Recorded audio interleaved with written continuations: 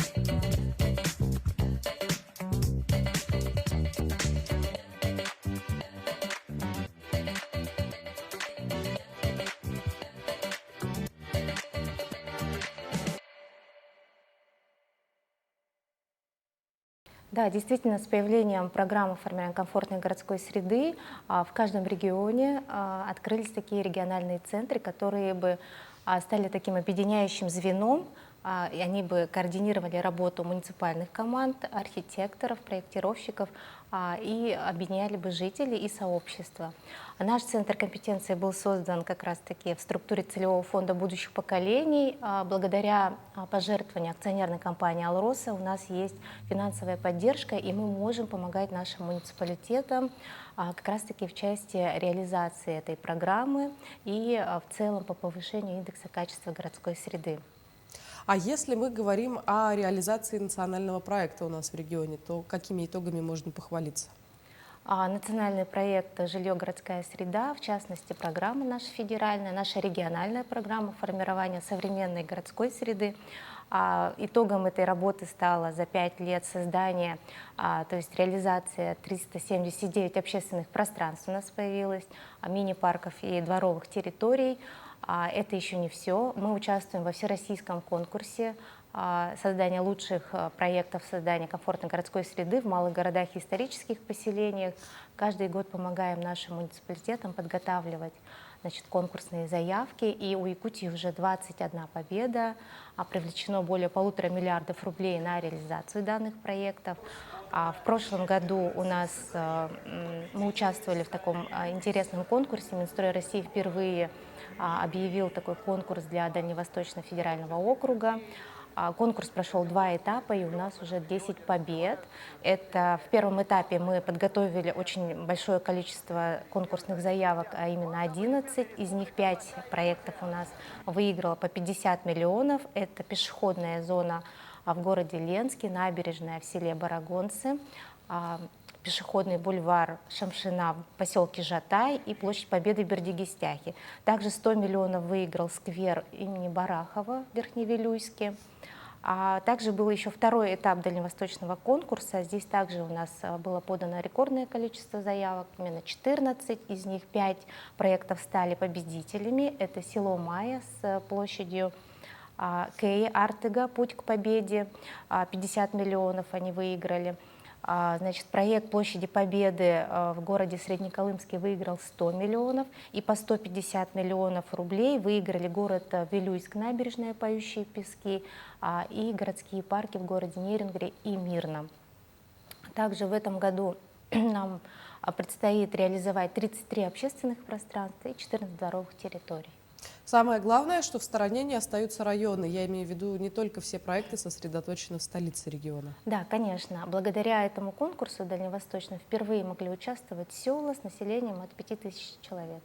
А в чем секрет успешного участия республики в таких конкурсах?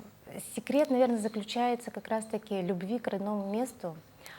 Это и комплексный подход, и подход нашего центра компетенции. Мы проводим обучающие мероприятия для наших архитекторов, для муниципальных команд.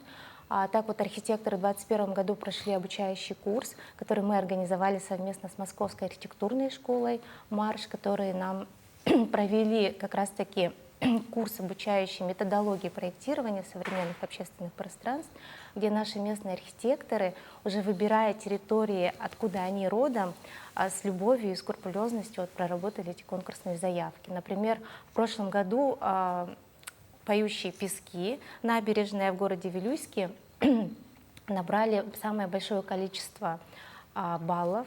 Среди дальневосточного конкурса они заняли первое место, и по России второе место по баллам.